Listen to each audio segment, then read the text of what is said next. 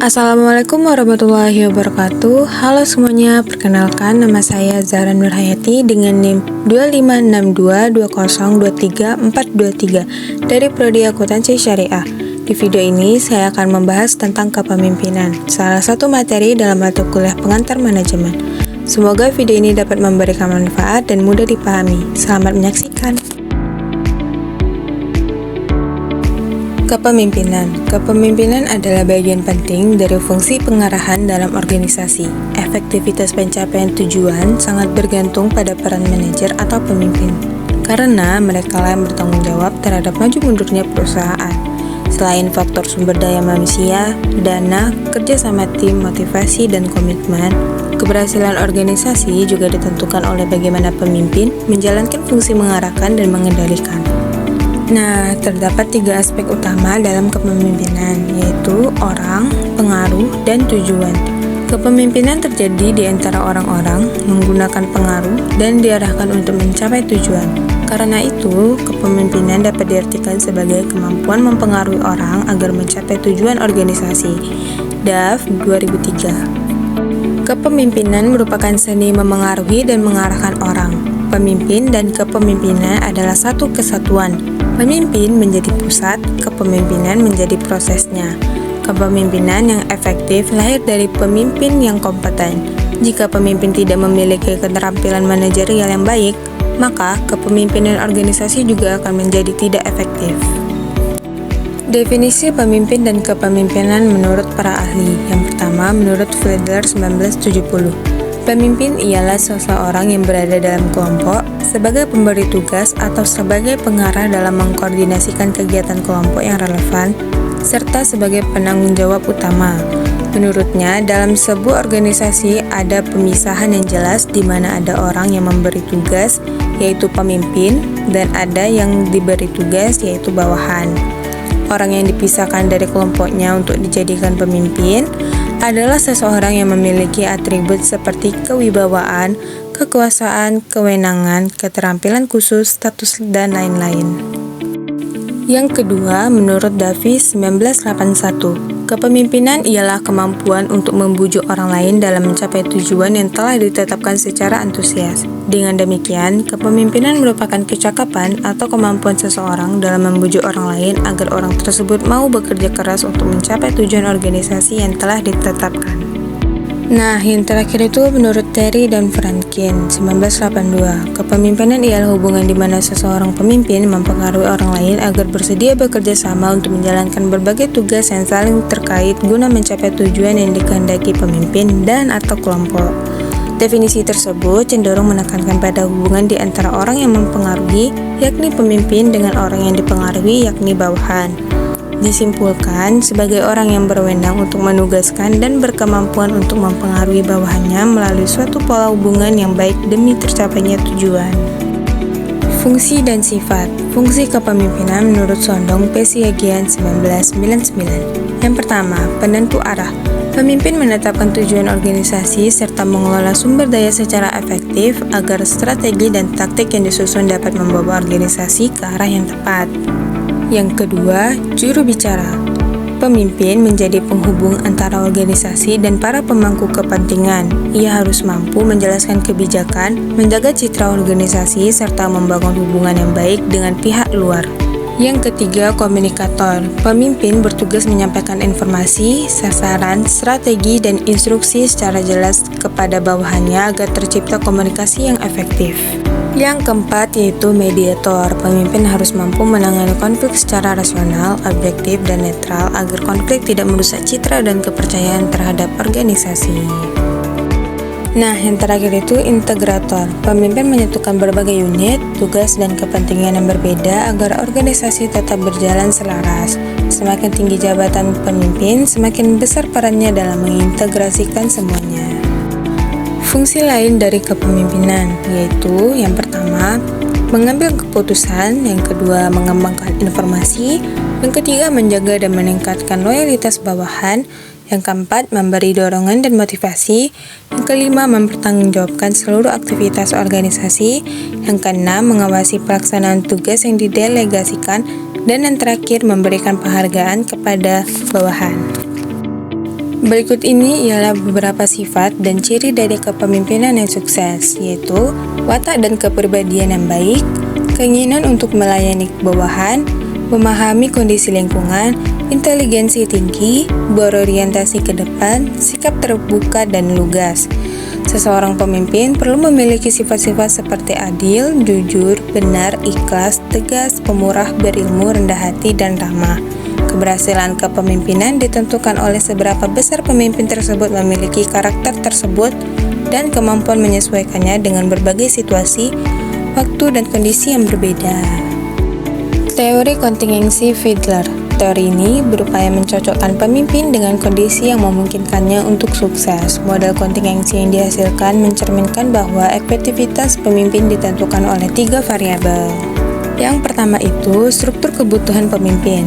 Pemimpin dapat termotivasi oleh pencapaian tugas atau kebutuhan hubungan antar pribadi. Orientasi ini lebih fokus pada tugas atau pada orang. Dapat diukur menggunakan skala Least Preferred Coworker (LPC). Yang kedua, ignoring feedback. Kendali situasi adalah keyakinan pemimpin bahwa ia mampu menyelesaikan tugas dipengaruhi oleh kekuasaan pemimpin untuk memberi penghargaan dan hukuman, kualitas hubungan pemimpin dengan anggota, kejelasan dan struktur tugas. Dan yang terakhir itu interaksi keduanya. Pemimpin yang termotivasi oleh tugas biasanya menunjukkan kinerja terbaik ketika ia berada dalam situasi dengan kendali sangat tinggi atau sangat rendah. Teori kepemimpinan jalan tujuan. Teori Padgol menjelaskan bagaimana perilaku pemimpin mempengaruhi motivasi dan kinerja bawahan dengan menunjukkan jalan menuju tujuan kerja dan imbalan yang akan diperoleh. Dasarnya adalah teori motivasi harapan, yaitu motivasi muncul ketika bawahan percaya bahwa usaha mereka akan menghasilkan imbalan yang bernilai. Menurut teori ini, pemimpin efektif jika yang pertama mampu memenuhi kebutuhan bawahan agar pekerjaan berjalan efektif, dan yang kedua memberikan bimbingan, pelatihan, serta dukungan yang diperlukan. Teori Padgol mengidentifikasi 4 perilaku kepemimpinan, yaitu 1. Direktif. Pemimpin memberi aturan dan instruksi jelas, mirip gaya otoriter, bawahan tidak banyak terlibat dalam keputusan. Yang kedua, suportif. Pemimpin ramah, peduli, dan memberikan dukungan emosional. Ketiga, partisipatif. Pemimpin melibatkan bawahan dalam memberikan saran, meski keputusan akhir tetap di tangan pemimpin. Yang keempat, berorientasi prestasi. Pemimpin menantang bawahan untuk mencapai target dan percaya bahwa kemampuan mereka. Nah, di dalam penerapannya, pemimpin membantu bawahannya mengatasi hambatan, memberikan arah, serta memberi akses bantuan bila diperlukan. Terdapat 2 variabel situasional yang mempengaruhi efektivitas gaya kepemimpinan. Yang pertama, karakteristik bawahan. Seperti persepsi kemampuan diri, bawahan yang merasa kompeten biasanya kurang menyukai gaya direktif. Yang kedua, tekanan dan tuntunan lingkungan. Seperti struktur tugas, norma kelompok atau dukungan kerja. Misalnya pada tugas yang sangat rutin, gaya direktif cenderung menurunkan kepuasan, sedangkan gaya suportif meningkatkannya. Kelemahan teori ini adalah ketidakmampuannya memprediksi prestasi kerja secara konsisten, karena meningkatnya kepuasan bawahan tidak selalu berarti peningkatan kinerja. Karena itu, teori ini dianggap belum sepenuhnya operasional dan masih perlu penelitian lanjutan. Ohio State Leadership Studies. Penelitian kepemimpinan dimulai pada tahun 1945 oleh Ohio State University melalui pengembangan LBDQ Leader Behavior Description Questionnaire untuk mengidentifikasi perilaku pemimpin yang efektif. Hasil penelitian menemukan 2 dimensi utama perilaku kepemimpinan. Yang pertama, consideration pertimbangan menunjukkan kualitas hubungan pemimpin bawahan seperti rasa saling percaya, menghargai ide, dan peka terhadap perasaan bawahan. Yang kedua, initiating structure, orientasi tugas, menunjukkan sejauh mana pemimpin menetapkan struktur, aturan, dan kejelasan peran untuk mencapai tujuan kelompok.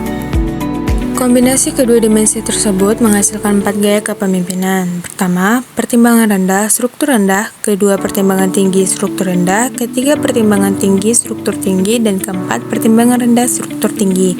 Menurut penelitian ulang Stockdale 1974, gaya kepemimpinan yang paling efektif adalah pertimbangan tinggi dan struktur tinggi, yaitu pemimpin yang mampu membangun hubungan baik sekaligus memberikan arahan dan struktur kerja yang jelas. Selanjutnya, teori kepemimpinan situasional, pengendalian sumber daya dan dana, serta berbagai faktor lain demi pencapaian tujuan organisasi merupakan upaya yang harus dijalankan setiap organisasi. Pelaksanaan fungsi tersebut menjadi beban dari pemimpin. Kesuksesan pencapaian tujuan organisasi merupakan kewajiban bagi setiap pemimpin. Mengidentifikasikan sifat-sifat, ciri-ciri pribadi pemimpin yang dimulai dengan teori orang besar. Pendekatan ciri atau trait approach. Pendekatan awal berfokus pada anggapan bahwa pemimpin dilahirkan, bukan dibentuk. Study Stokes 1974 menemukan ciri-ciri pemimpin efektif seperti kecerdasan, energi, postur tubuh, baik, kemampuan sosial, dan kepercayaan diri. Giseli juga menemukan ciri lain seperti kemampuan supervisi, inisiatif, dan individualitas. Namun, pendekatan ini kurang menjelaskan perilaku pemimpin dalam mencapai tujuan organisasi. Pendekatan perilaku dan gaya. Pendekatan ini menekankan bahwa efektivitas pemimpin dipengaruhi oleh gaya kepemimpinan, bukan hanya sifat bawaan. Di sini dikembangkan berbagai tipe dan teori perilaku pemimpin, termasuk konsep kepemimpinan situasional. Nah, yang terakhir ini teori kepemimpinan situasional. Teori ini menyatakan bahwa efektivitas pemimpin bergantung pada kecocokan gaya kepemimpinan dengan situasi, sejalan dengan prinsip Fiedler. Pemimpin yang efektif di satu situasi mungkin tidak efektif di situasi lain. Fokus utama teori ini adalah hubungan pemimpin ke bawahan dengan pertimbangan, kemampuan bawahan, pengalaman, kemauan untuk bertanggung jawab.